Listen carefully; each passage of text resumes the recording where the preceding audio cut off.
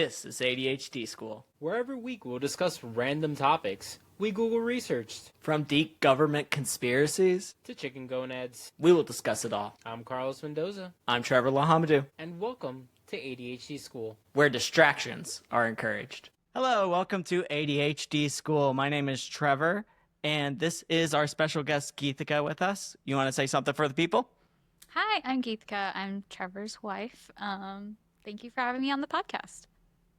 And go ahead, Carlos. Hey, I'm Carlos, also co-host here of ADHD School, and I'm here with my lovely wife, Dr. Krysten Mayers-Mendoza. How's it going? Nothing beats a jet. Very timely. She's very hip with what's going on in the meme culture. I'm doing great, y'all. Doing perfect. Okay, perfect. So we have a couple of questions that we're going to ask you guys. So I hope you are ready. Carlos, you have a couple of questions prepared for Krysten. I'll let you go first. Yep. So because you're a doctor and stuff, do people just expect you to have like a handsome husband, or is it just like... Most people expect me to be single, actually. Oh wow, that's great. Yeah, that's a hot start. All right, cut that. I'm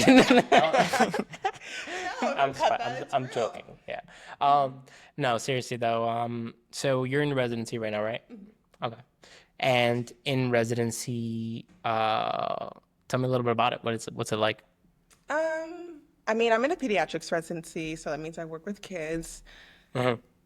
I love working with kids. Some people don't like it because they say pediatrics, like, oh, you're not dealing with the kids, you're dealing with their families, and like which honestly I don't understand, because families or parents and guardians are just caring for their kids. They love their kids, so of course they're going to be asking like the most questions, being the most concerned, like they're just advocating for their child. And once you see that, it's understandable. So you can get past that and it's fine. It's hard seeing really sick kids. Yeah. It's hard seeing kids pass away. Mm-hmm. But it's also amazing, like seeing a kid come in sick and then leaving like feeling much better. So honestly, I really like it. And Geethika, like you and Krysten are both, doctors of, color. So like, have you guys had any interactions where it's like you felt like a positive interaction because of that, or like have you had any negative interactions with family because of that? I don't think I've had any negative interactions per se, but I've heard of many negative interactions that other people have gone through. But a positive is definitely when you are seeing a patient that does look like you, maybe speaks the same language as you, and they just feel more comfortable once you walk in the room and are helping to take care of them or their child. So there's definitely that positive. How do you guys handle like when like a child is being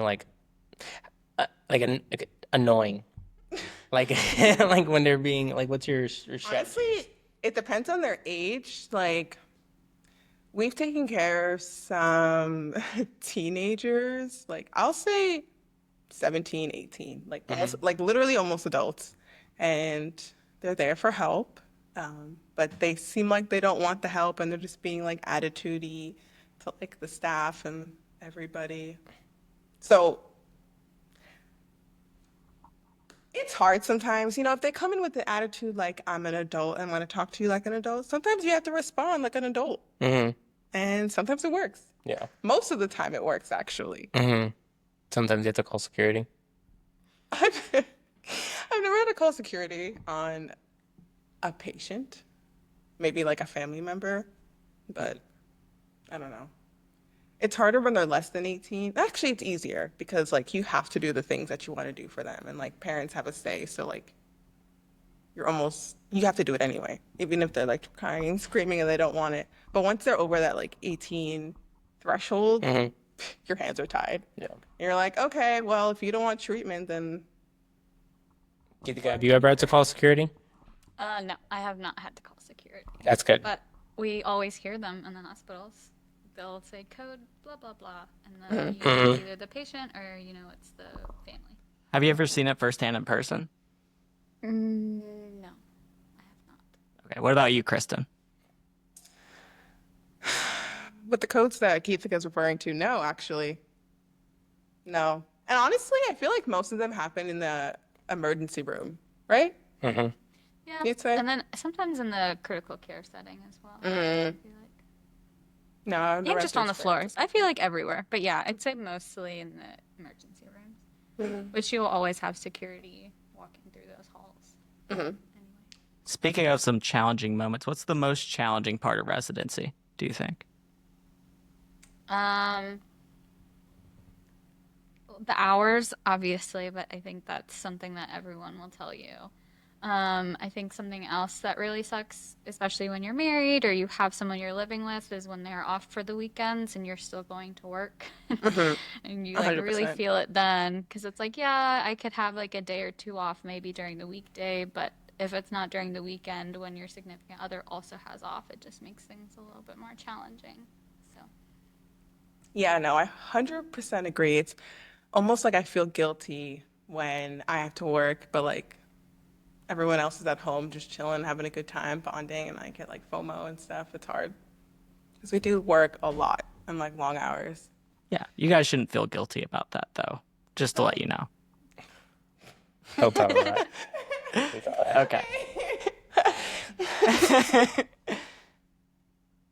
I wanted to ask you guys, when you're dealing with kids and you're dealing with their families and stuff, something that, so Kristen and I have a child, and something that she mentions a lot when I'm like, for example, if I forget to, buckle Sophia in, like into her high chair, Kristen will be like, if she falls out, they're gonna call defects on us. And then and it's everything. She's like, if Sophia does this, they're gonna call defects on us. And like it's just like, and like Chris and I, we obviously try our best with our child, like to be like the best parents. Like I love her to death. Like we're not neglectful and whatever. But like I'm not only afraid of something bad happening to Sophia, but also like getting child services called on us because something bad happened to Sophia because like, stuff like that. So I wanted to ask you guys, like with your experience with child services, do you find it to be helpful? Do you find that sometimes you have to use it in like unnecessary situations? If you want to go first, Geethika. yeah, sure. Think that your DFACS workers and your social workers in a children's hospital are the one of the most necessary things that you could have there. And that's because at the end of the day, you don't know what these children are going home to. And if you have even an inkling or a suspicion or something in their presentation just doesn't sit right with you, then those are the people that are going to help you the most. Yeah. And we have protocols in place. Like if you come in with an ingestion or you like accidentally ingested marijuana, like we have a lot of babies that come in that way, like automatic defects, like they have to come in and make sure that the environment is safe. And that can seem a little excessive to some people. But I think that that's what is kind of the holistic part of care because I can take care of your child, but then if I send them home, what's stopping that child from getting more marijuana and then just not ODing, but like essentially ingesting so much that you do go into respiratory failure and you do pass away because we have those cases for marijuana all the time as well. So just something to think about. Do you have any cases we're working with defects? I think sometimes it's, better to be more worried, like safer rather than sorry. Like sometimes, like as parents will tell you a story or like what happened basically, and like you believe them, but like we still have protocols in place where we do have to get social work involved, and then they. Sorry, the dog just walked into the room. Then DX does. I'll go have to solve that get problem. called. Come on, boy. This is Geethika's fault, by the way. Sorry, I thought I closed the door. Why did they? I'm not. Yes. It's always better to have them on board in the case than not, because Geethika's right. Like you don't want kids to be going back to an unsafe environment, because then if something happens, like you feel bad, like you feel like it's on you, like you could have stopped something, And it's hard when like you tell a family like, oh, we do have to get social work involved, like there is a possibility. Did they ever get combative because of that? Like, because you tell them, Absolutely. yeah. Yeah, they can. Yeah, because like when they hear social work and they hear defects, like the number one thing they think about is like their kids like are going to be ripped away from their. Does that go on like a criminal record? Like if you get defects called on you? There is a record, but it's not like criminal record. Yeah. I'm Like not there too is a sure. record of it. Like if I get defects called on me for like something, and then like I apply for a job later, like will they see that? Like, Oh, I don't think so. in like a I think background if- check? Actually, not sure. So like just having defects called on you, that's something different than having a defects case open on you. So like having Yeah. defects called is not necessarily going to follow you down the road, but like let's say defects does find something that is concerning, then they'll go ahead and open a case on you. So if they've opened a case, then that means that, and I could be wrong, but this is I guess what I've understood so far is they've opened a case, so they're doing either further investigation or they've come to a verdict, meaning they don't want their child, or they don't think that it's safe for you to go home with your child, and they want some other safety plan in place. Maybe like a grandma stays with you, or they'll take the child away completely and give them to somebody else. But I'm not sure about it following like would that affect you getting a job in the future? I'm not sure about all of that. But I do know that sometimes parents don't realize that it also follows you like out of state, because we've had families that come in and then once we tell DFACS like, hey, this is like a concerning patient case, like, do you mind just looking into it? They'll come back to us and say, oh yeah, like actually they've had like 3 cases open against them in the state of like Alabama or something like that. So like you don't realize that until DFACS has looked into it. So it's not like I just type in your name and like it'll pull up, but like DFACS has their own central system, I guess, where you can the cases transfer over. No, that makes a lot of sense. And I do think that it's 100% necessary. I guess I was just talking about the circumstances where like, you know, you're in a position where you have to call it and it's like, but you know, like it's like, but I guess you never know. Yeah, that's a difficult situation. Yeah, Do you guys have any idea yeah, why they no. changed it from DIFUS? No, it must be like a political thing. I don't know. What do you think, Geethika? Because you know how the Against name what? used to be. DIFUS? You don't remember DIFUS? I've never heard of It was that like when we were. Wait, is that just a northern thing? Oh, I don't know. Chat. I guess I never heard Chat. of DFACS Chat. either. I didn't know about DFACS until we started work. So, Trevor, until you we heard of started DIFUS, right? I've never heard of DIFUS. I also don't come from this industry really, so Yeah. I don't really know. Nobody ever came to the farm, check on us, Ain't kids. ain't no doctors in North Carolina. To check on us, kids. I'll tell you You what. break an ankle, you walk it off. All right. I'll tell you what. That's cool. So Trevor, do you have any questions? You want to get into some of the stuff we have to talk about? Yeah, I think that's all the questions that I had. You took a couple, but that's fine. Oh, I'm sorry. You didn't do anything wrong. So yeah, I think that works. We'll go into some of our topics. I can go first. Okay. So the first topic of the day is another famous doctor. Have you guys heard of Dr. H.H. Holmes? Sherlock. Not at all. I was like, that And would be he a wasn't great a doctor. Watson's a doctor. Sherlock is not a doctor. All right, let's take that out. We're not taking that out. Chat, can you make sure that's correct if Yeah. Sherlock Holmes was a doctor or not? So Sherlock's not a doctor. Dr. H.H. Holmes is considered the first American serial killer. Yep. Oh no, no. America's first serial okay. killer. I think I've heard of this before. Actually. His name was I've heard- Herman Webster. His real name was Herman Webster Mudgett. But he gained notoriety under the name H. Holmes. So he was born in 1861 in New Hampshire. He died in 1896, and he was known for his serial murder. So he went to medical school in the University of Michigan, and he was always fascinated with like anatomy and like dissections and stuff. And you might know him after. Have you guys watched American Horror Story? Yes. No. So do you remember that season with Lady Gaga that Yeah. had that apartment? So that was Oh, No. really? Geethika's like, no. Yeah, so I know that exactly what you're talking about. Yes, yep.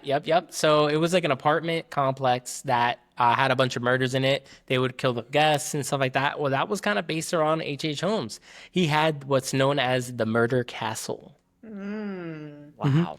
So it was he constructed a building in Chicago known as Murder Castle. I think it was known as Murder Castle after they found out that people were murdered there. Say, like, Was I it would not be actually like a checking into huge? somewhere. Sorry, was this actually like a huge castle that was built, or is it just like a regular house? I want to So know. it kind of looked like a regular like a hotel. Like it was very fancy. Okay. It was like but the thing is about it is that it was like kind of sick on the inside. So Sick? the design and the features are sickening. Not sick like sick.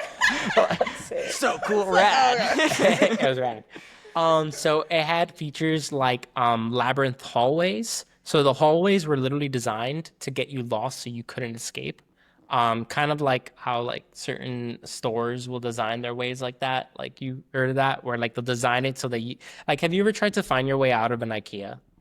Oh, I went to IKEA yeah. with Geethika once. Yeah. It's like it's incredibly It was like- difficult. Like, 'cause you get lost, and then like it's like almost purposeful. There's secret passages and trap doors, so hidden doorways, and they'll drop victims into like cellars and hidden rooms. The rooms are soundproof and bricked.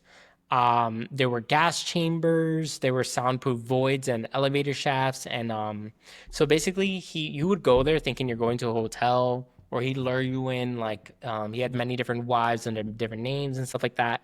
And it's estimated that he unalived, and this is a huge range, between 20 and 200 people. Wow. Why is that such a wide range? Did they not know about the other 180 people?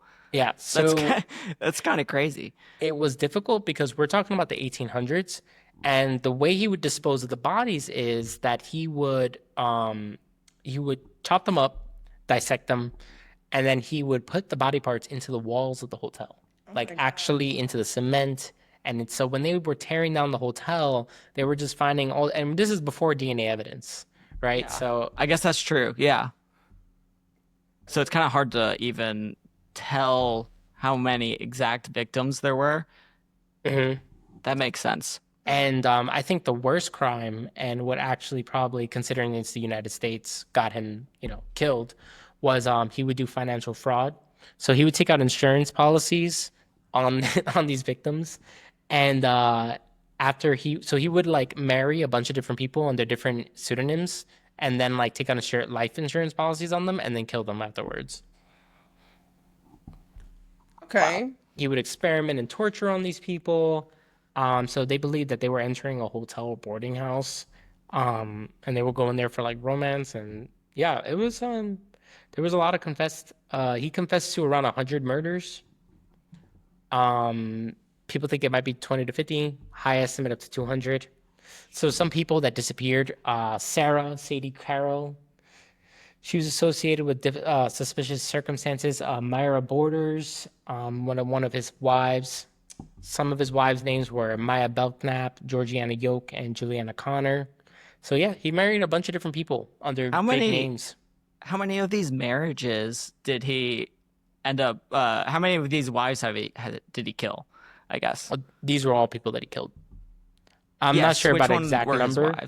Okay. That's crazy. But yeah, he would basically marry someone, lure someone in, marry them, take out a life insurance policy on them, and then kill them in his murder castle. Krysten, how did you know that Carlos wasn't going to murder you when you married him? How did I know Carlos wasn't gonna murder me when he married me? I guess you really don't know. You just dive into things and you just hope for the best. You know what I always think about? Like, some of the most prolific serial killers, like Gacy, like they were like charming people, and people never thought like this person could be like a killer. Meanwhile, Carlos is uncharming.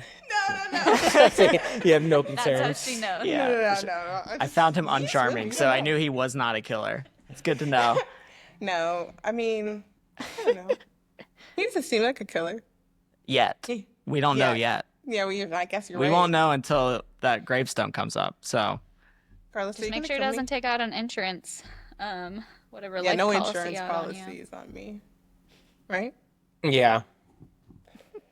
Okay, so let's move on. So no murdering people, chat. All right. And then I will talk about something a little bit differently. So I'm going to move into ancient Egypt. Okay. We had a submission earlier talking about ancient Egypt. So I wanted to go into the pyramids. So here's my little bit of an intro. Ancient Egypt is actually a paperwork powerhouse. Okay. When you think about it, ancient Egypt, you know everything about it, correct? What? Yeah. So they wrote down everything: taxes, deliveries, love letters. Yet when it comes to building the Great Pyramid, silence.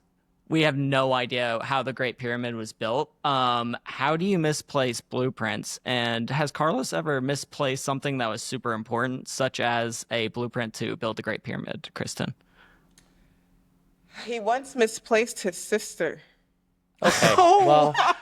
Well, it was a water park, and I didn't have my That's not glasses, better. and my parents told me to watch my child. But what it I was was just what a I was gonna water say park. was on that, isn't the Rosetta Stone like a receipt, basically, like it's actual text? Yeah, so it's basically just a bunch of different languages. I'm not sure which country Rosetta Stone was in, but it's just basically lets you know like what a certain words meant in a certain language. Yeah. So that's still there today. I'm not sure where. But I was saying, like as like what's written on it, like what it actually was like talking about like a business deal transaction, and they had to translate it like multiple different ways. And like now it's like such a valuable thing to us because it allows us to it allowed us to decipher ancient Egyptian into ancient Roman, which we already know how to speak and how to translate. But the actual purpose of the Rosetta Stone, like what it was like a receipt. Like they were, you know what I mean? Like they were using it to like a simple transaction, like for them. But like to us now, it's like one of the most valuable discoveries because without it, we never would have been able to discover like hieroglyphics.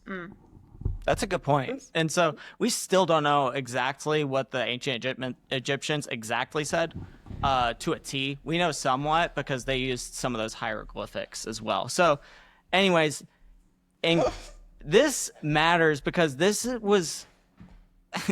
Carlos just gone. All right. He's getting something from the bag. Okay, perfect. Let's Oh, the see. charger. I thought he was going to come out with like a pharaoh costume or something crazy. I thought you were gonna come out in costume. Okay. So cool. the ancient pyramids built 2500 BC, okay, built for Pharaoh Khufu. Each of these stone blocks weigh up to 80 tons, okay? And each of these blocks that were put on, if they were put on every 2 to 3 minutes, would take 20 years to build the Great Pyramid. And there are 3 of them.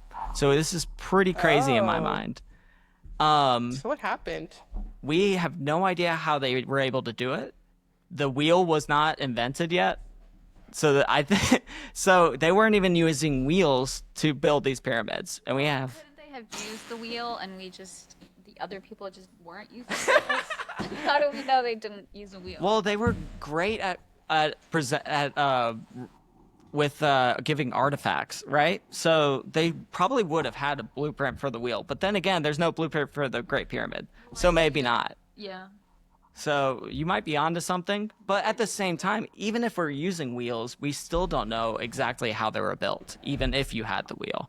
Like you could, and I'm going to go into some theories about how each of these theories Slaves. about how it was. Oh, Lots and Actually- lots of slaves. Carlos. actually, so I do want to go push back on that a little bit. Actually, it's known that the people that built the pyramids had the biggest houses and were actually seen as higher in society and were able to read and write typically. So we don't think they were built by slaves. We think they were actually built by people that were higher in society. Maybe war prisoners were involved, so that type of slavery may be involved, but it wasn't as prominent as many of these other people. So the people who are building the pyramids seen as higher class. That's So you're kind saying of they what- weren't slaves because they were happy to have the job? Well, are we slaves because we have jobs? Nah, I mean, I know what you're talking about, like they were given housing and stuff like that. But when we're talking about lifting tons and tons and tons of rocks, miles and miles and miles, I mean, I But imagine when- it had to be slave labor. Maybe, but imagine that your point of view in life is that the Pharaoh is your god, right? And he wants something built. Kind of Yeah. similar to why we would build something today. If we want to build a church today, for example, if we believe in God, we might want to build that church in order for us to feel fulfilled or feel like we did something for God. Does that make sense? Yeah, and that would make sense, except for the fact that these things took so long to build that a lot of times they go through like 2 to 3 pharaohs. Yes. By the time and like by the time that good point. and then the second pharaoh would like be like actually 2 inches to the left and like So I want you to imagine, though, that if you can get into heaven, for example, and for you to get into heaven, you had to help build this pyramid for this pharaoh, and that's your point of view. Well, it would be a pharaoh for each of these generations, right? More likely than not. So There'd be a generation overlapping, though, two pharaohs. maybe there's a couple generations overlapping. Maybe a pharaoh dies earlier, but overall, probably about the same as what a regular person would live. Maybe a little bit longer for a pharaoh to live, simply because they lived better. Were they still living only until their 30s at this time? Yes, they were. yeah, and we're They talking were very young Lifespan. people. yeah, we're talking about a ripe age of like 40 max, and we're talking about a time period where like snake venom was used a lot for different Wow. medications. So like, you wouldn't be alive then. I'm 29. And you will be He too. has 1 year to live, guys. In 2 weeks, L's you in will the be chat for 29 as Carlos. well. Insurance policy, Kristen. In 2 weeks, you'll be 29 as well. Don't blow up my spot. My birthday is August 24th. Yeah. Just We're all 20-somethings here. Putting it We're out all there. 20. We're all living in ancient Egypt. No worries. I So, think we're all the same age right now, actually. I think we're all 28. no. I'm 29. Oh, I'm You just say it's 28. 29. I forgot. Are you guys are 28? Yeah, we're all 28 except for you. Okay. Well, Kristen's gonna be 29 in 2 weeks. So. Well, I'm 28 now, so that's all that matters. Okay. Whatever. Yikes. All right. So, anyways, there's a couple theories. They could have used the zigzag ramp outside of the pyramid, where it goes pretty much outside and goes around the pyramid, and that's how they were able to kind of carry these stones. Either way, no matter what type of labor it was, that could be a theory of what happened. The only thing is, it doesn't seem like it would be logistically capable at the time. But we don't know if these. I mean, they were able to build the pyramids, so there had to be some way. And there's no archaeological evidence that there was a zigzag pyramid. Next could be an internal ramp. We have not seen anything where there would be an internal ramp, especially inside of the pyramids. We haven't found any archaeological evidence, but it would make the most sense to do that, given the capabilities that they had. And then theory 3, someone had mentioned this recently, an internal hydraulic system where they were able to put the stones inside the pyramid and used water to raise them up to the level that they needed and then move them to which placement they wanted. And then this seems like it would be the most far-fetched, but it would make the most sense for human labor-wise. So people weren't killing themselves doing this.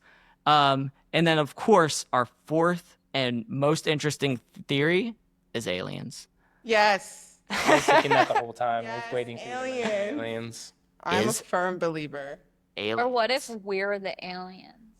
Like our future selves? What if we are the aliens and they were already here and they already built the pyramids and then we came and we took over? Or it's like future us built a time machine. And The we were ancient like, astronaut theory. stop World War II. Nah, stack these rocks. They'd be able to video us. We don't want that.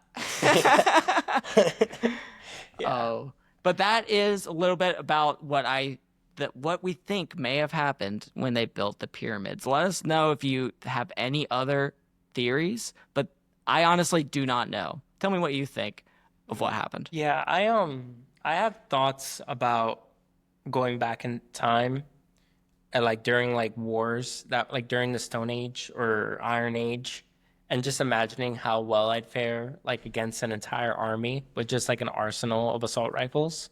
Like, like, can you, like, how long do you think you'd last? Like, do you think you'd be a god if you had an assault rifle and, like, let's say, like, tons of ammo? And I wasn't back then. Yes, for sure. You'd All be a I'd have god, to do right? is build myself like a little mound or something, and people would literally just follow me simply because I had the invention. Not even that I would Yeah. like. Yeah. I could just prove it. Yeah. I'd be like, I'm Yeah. gonna kill this pig. And that then- was like a main thing that helped the Chinese against the Mongols was when the Chinese were actually like in getting into explosives and gunpowder, and they were the first, and like they were actually able to use it in holding back the Mongols. They were huge in that. But why? How do I think that the pyramids were built? I think the hydraulic system makes sense, especially considering that back then the Nile was very fertile, and it was a very fertile land. The Nile River was like ravishing and They're stuff like just that. coming up with that system too. It's not like Well, we know that the Well, I think- Romans. I think around this time, weren't they building like the aqueducts too, or is that? I was like, just about to later? say that the Romans introduced the aqueduct system to the Egyptians. Well, this would be way before that. This is like 2500 BC. So Roman Empire, not a thing until like 1,000 or 2,000 years later, which is Okay. kind of crazy to think about. Yeah. I think that the only way we're gonna know is if we all took a trip to Egypt and we took a look at the individual. That'd be cool. Live stream in Egypt Yeah, I think Live that's stream what in we should Egypt. do. on top of a Remember- camel. I was listening to this I thing, think that's and it the was answer. it was Yeah. saying that when the Romans approached the Great Pyramids for the first time, the distance in time between the Great Pyramids being built and the Romans being there was longer than the time from the Romans to us today. So that Yes. shows how ancient, like how ancient civilization of Yeah. like, Yeah. the It's- Egyptians were. I know what you're talking. Cleopatra was born closer to us than she is to the beginning of ancient Egypt. Yeah. That And so- she wasn't even Egyptian. yes, what was she? she was Egyptian at first, and then she married Julius Caesar, and then they combined their empires. She was something else. Boom. Cleopatra. She was something else. She wasn't 100% Egyptian. That was when like different like they were Egypt was like had different regions and they were all fighting each other and stuff like that. Maybe let me go look this up. Cleopatra, Egyptian. Okay, but yeah, that's my little spiel about the Egyptians and the ancient pyramids. So you can go next with your next topic, Carlos. Yes. Wait. Okay, so she belonged. Okay, Queen of- Cleopatra is. She was Egyptian because she was Queen from of Egypt. Hold on. But She ethnically belonged. not fully. She belonged to the Ptolemaic dynasty, a Greek family that ruled Egypt after Alexander the Great's conquest. Despite her Greek ancestry, Cleopatra is known as the last active ruler of ancient Egypt. So she had a Greek ancestry. She was But she was she born from in a Greek Egypt. family. That's- Was she But that's born in like Egypt? saying okay, that's that's like like- saying if my ancestors came in Well, here I mean- from like if I was Irish and then my parents were Irish, I was born here, then wouldn't that make me American? Yeah, Yeah. you're American. Okay, So yeah, but then in her case, that's she'd what be I meant. Egyptian. By That's what she is. that's why I meant. But I'm saying like She was born there. Go ahead. Tell me your thoughts. Obama was born in Hawaii. she has like she had Greek genetics. We're not getting political. Obama was born in Hawaii. He was. He was. And so the reason why Kristen brought that up was because that was in the King of the Hill episode, and Hank Hill was like, and I think that's more of a reason why we shouldn't trust him, to be honest, than say he's not American. That's exactly why. Oh my God! Did he say anything about the tan suit? The Tanzan, no, he didn't say anything. He did not. Okay. Okay. So have you guys ever heard of Jeannie Wiley? Jeannie Wiley? Gene Wilder, I have.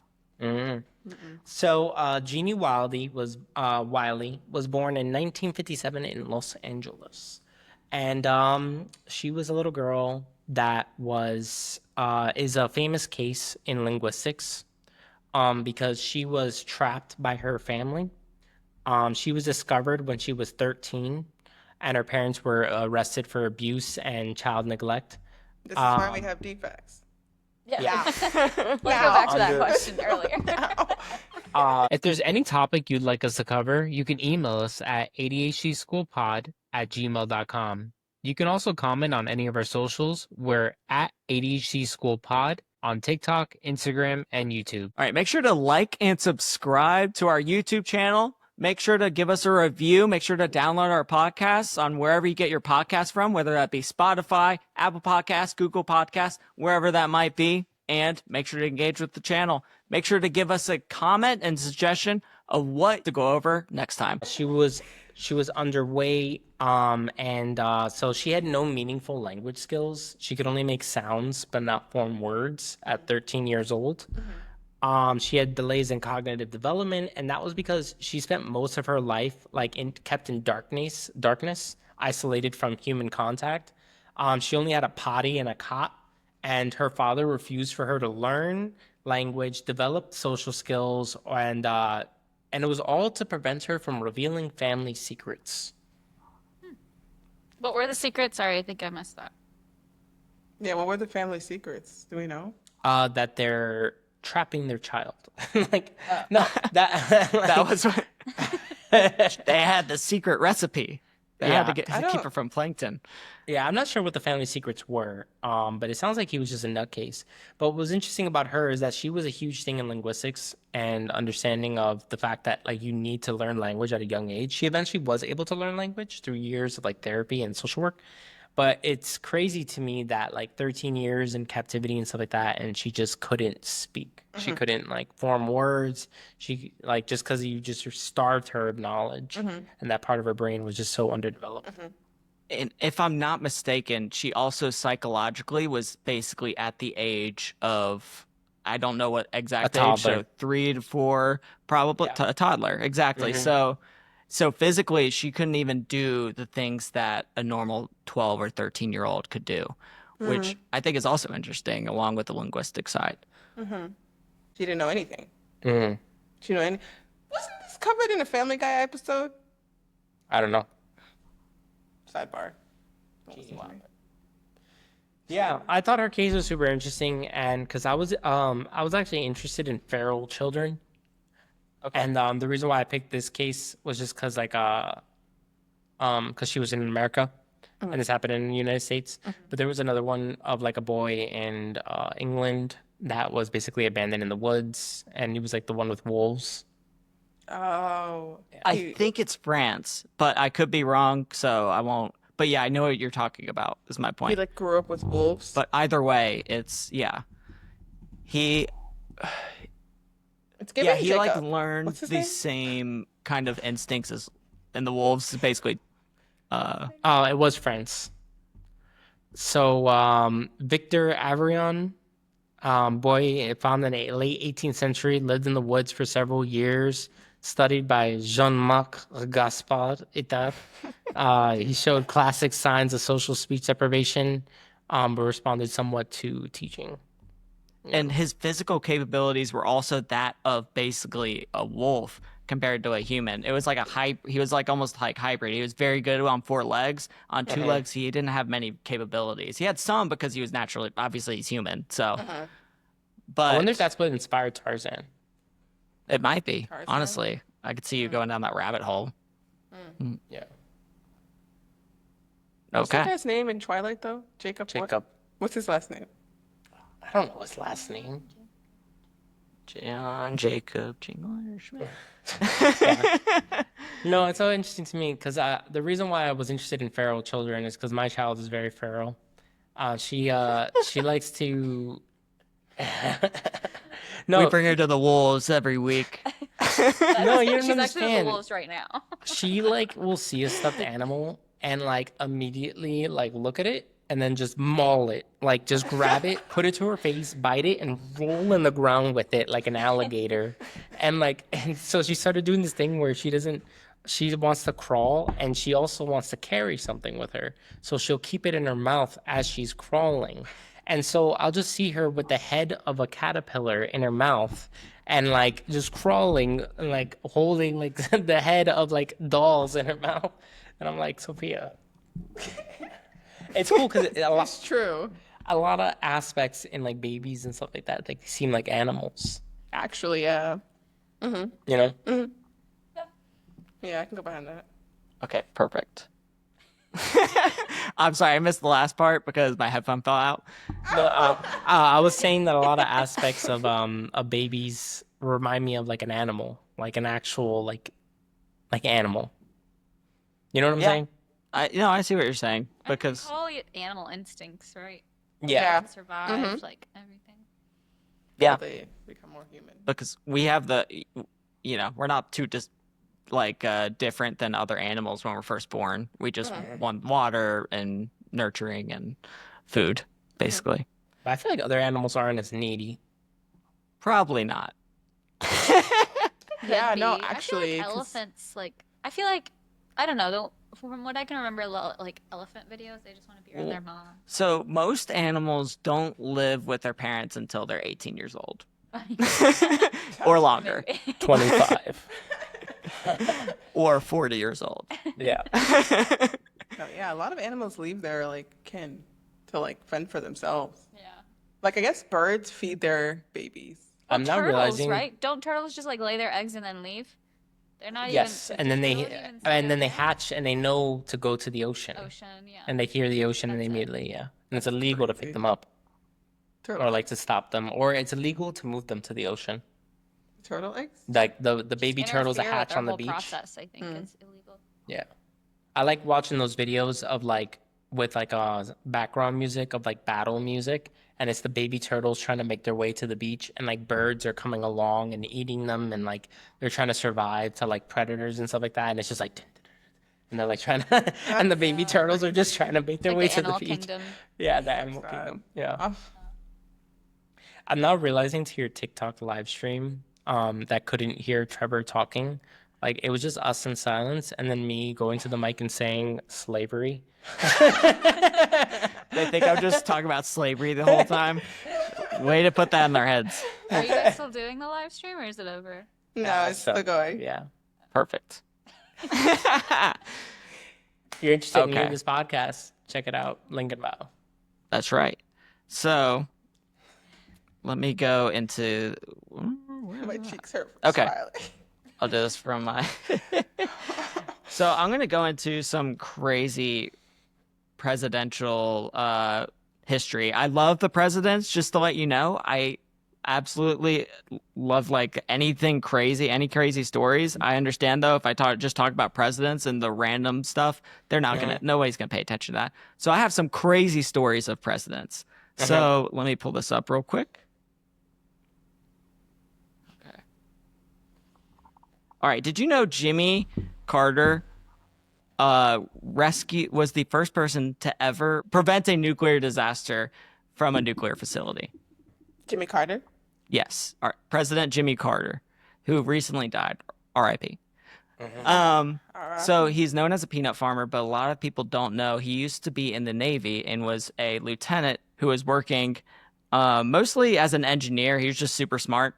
So anyways, he ends up working at this nuclear research facility in Canada. I'm not sure why they're in Canada at this time. I didn't really get that, but this is before 3 Mile Island and all these other nuclear disasters happened. But he had a team of 65 people, and he was able to choreograph how to stop this nuclear disaster from happening by having a person swim in the nuclear water that had radiation in it after it was there was some kind of problem. And they each swam in 3 minutes to go in there to try to stop this this leak that was going on. And they were all told at the time that they would probably were not going to be able to have children later on, nor were they going to, if they were, then the children would probably have some defects. Jimmy Carter, by the way, went on to have 4 children. But They each had to swim in this nuclear, this radiation water, and they had to go 3 minutes at a time. They went on a tennis court to choreograph exactly how to do this. So they drew it out, and they were like, you do this, you do that, you do this. And Jimmy Carter's the lead person doing this, and he was able to completely stop this and the radiation exposure that was caused to Carter after this was completely finished with. He had radioactive urine for 6 straight months after, which is kind of crazy. So a lot of people think of Jimmy Carter as this big nerd engineer, but he actually was kind of a hero to the northern United States, southern Canada, if you think about it, because Ontario is right there, right between like where Michigan is and New York is, right by the Great Lakes. So that's a little bit about Jimmy Carter. I also have another war hero for you, George H.W. Bush. What do you think of when you think of George H.W. Bush? Bush, that's Bush Senior. Yes. I love the Bushes personally. Both of them deeply. Carlos loves like- Bush. No, I do. I love. Yeah. What's up? What's up with them? Okay. In World War II, George H.W. Bush was a war hero as well. He was flying at 18 years old in World War II.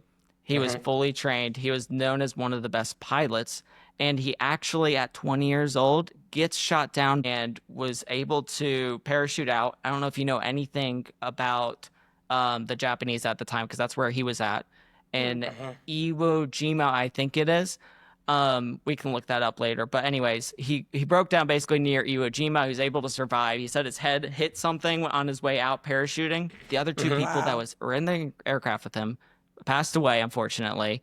He was able to go on a life craft, and there happened to be a submarine nearby. So the Japanese weren't able to capture him, and he most likely would have been killed or brutally tortured if he had ended up in Japan, because they were known to be very, very pretty bad with war prisoners at that time, as were most countries, to be fair, involved in that affair. So George H.W. Bush was...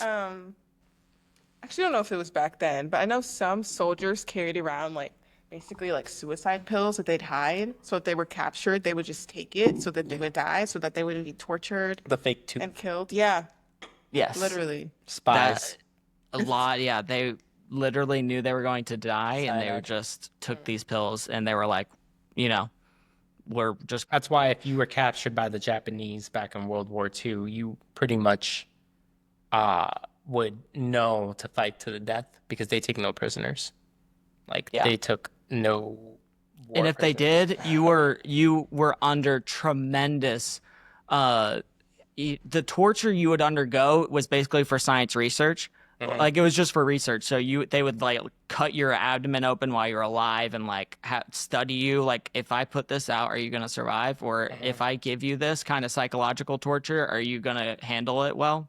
It's pretty crazy, pretty nuts what the Japanese were doing at that time. Or like even what the Germans were doing during that time, like the Angel of Death, Dr. Hubert, something like that. How he was so fascinated with eugenics, he was injecting different things into babies' eyes to see if he could make their eye color change to blue, and like try to create the superior race. So he would just test on different like babies and just try to make them have blue eye.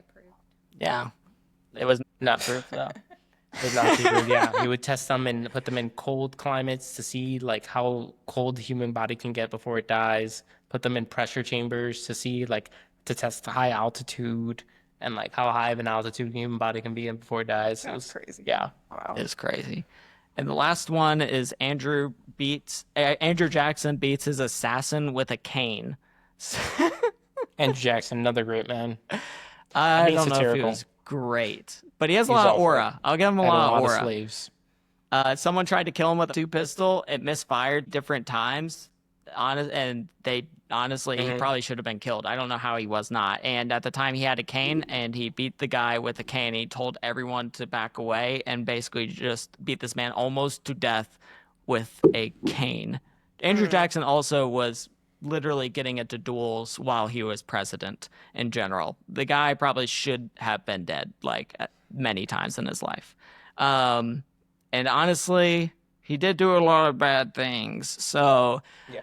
not saying it would be bad, but history might be changed if he was not president. You know, whenever I think of Andrew Jackson, I think about a history teacher I had in high school that had a bunch of busts of historical figures throughout the year. And whenever we would encounter like like a certain amount of things that historical figure did that was horrific, we could as a class decide to shame them, and then she would turn the bust to face the wall. And Andrew Jackson was one of the people that we decided to shame, and so they took the bust and had the bust face the wall, like face the other direction. So I just remember us in the entire class going shame, and like to the bust of Andrew Jackson, and then turning him to face the wall. That's crazy. Honestly, when I was in high school, I was taught good things about Andrew Jackson because Andrew Jackson went to law school at a law school that was no longer there at Salisbury, North Carolina. So people were like, "Oh, Andrew Jackson's this great figure and like did all these great things." I was like, "Oh, okay, cool." And it wasn't until I got to college where I was like, "Oh, wait, hold on." No. I had one of those teachers that like first day of class was like, "You see this textbook?" and then throws it in the trash. It's like, "We're not using it." And I'm like, "Okay, you could have just said that." And she's like, we only use like first-hand documents or letters written during that time, from one person to another person. And then like the entire history class was just letters. Like people wrote to other people or like newspaper articles during that time and like things like that. And like we had to like piece everything together ourselves. Yeah, because textbooks nowadays, Yes, that's like, a good point. Like we spent like a good make month a certain way on remembering the Maine. I will never forget the Maine. Yeah. Like that ship that exploded that had U.S. people on it. Yes. Remember the Maine. USS me. Mm-hmm. Okay. Yes. Don't shorten it. We actually went into 2 wars because the USS Maine was destroyed because there was another ship for the Spanish-American War that was destroyed called the Maine. I was on the side of people that thought the U.S. blew it up themselves. They probably did. There's a lot of evidence.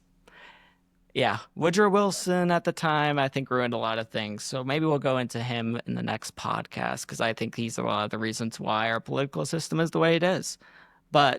And a lot of people don't talk about it. He actually changed a lot of history books and sway the way we think. See?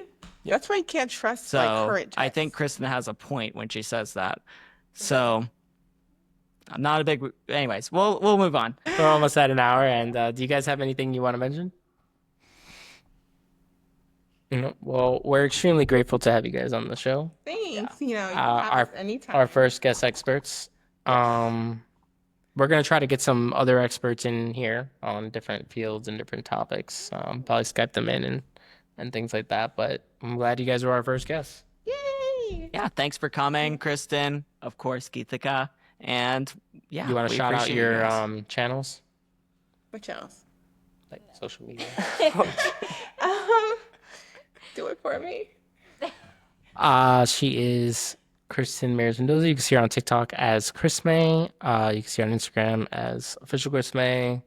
Anything else? You got this. Okay. And YouTube, official Chris May. My name's Geethika. My Don't come see RuneScape me account is at basketball. hi. My name is Geethika. All Go right. ahead. That's it. Okay, perfect. All right. Great show. All right, thank you for coming. And this is ADHD School. ADHD School. And class is dismissed.